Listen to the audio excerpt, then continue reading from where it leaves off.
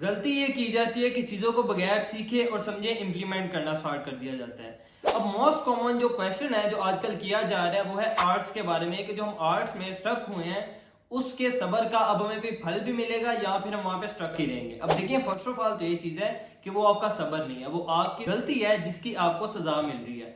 अब अगर ये गलती की है तो इससे कुछ सीख लो, समझ लो कि नेक्स्ट इस गलती को नहीं करना। अब गलती क्या है? गलती यह है कि आर्ट्स की बहुत सी टाइप्स होती हैं, मतलब लो रिस्क लो रिवार्ड होते हैं, कुछ हाई रिस्क हाई रिवार्ड, मतलब इस तरह से इसकी 4 से 5 जगह टाइप्स होती हैं।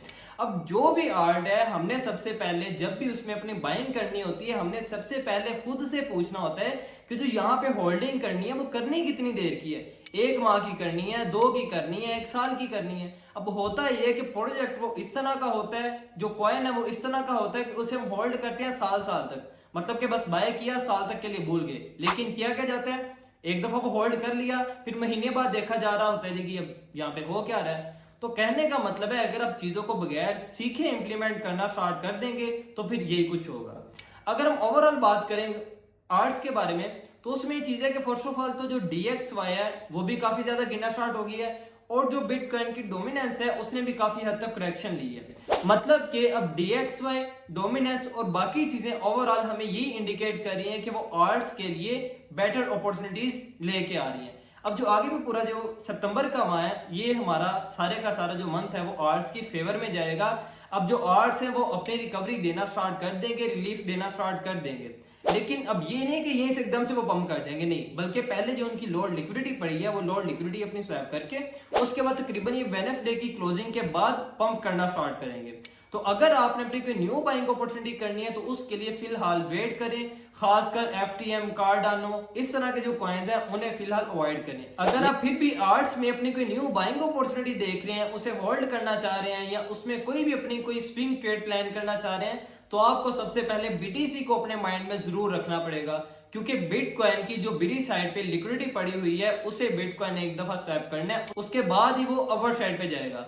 तो जिस तरह पहले ये गलती की है कि बिटकॉइन को देखे बगैर आर्ट्स में जाके स्टक हो गए हो, तो अब भी वो गलती दोबारा नहीं करना, बल्कि पहले बिटकॉइन को देखना।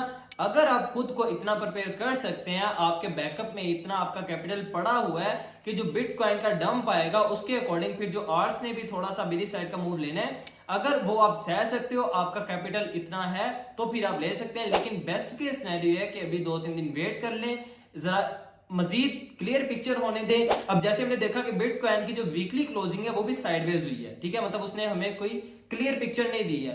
तो इसलिए क्लियर पिक्चर के लिए 1-2 दिन का वेट करें। वीकली क्लोजिंग के साथ साथ हमें बहुत सी चीजें देखनी पड़ती है, सिर्फ वीकली क्लोजिंग सारा कुछ नहीं है।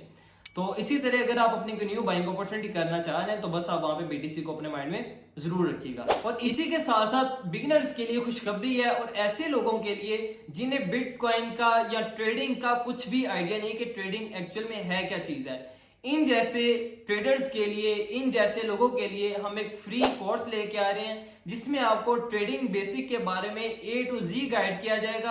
और ये कोर्स बहुत जल्दी स्टार्ट होने जा रहा है। कमेंट सेक्शन में आपको वहां पे नंबर मिलेगा, व्हाट्सएप पे, और आके इस अच्छी अपॉर्चुनिटी को अवेल करें।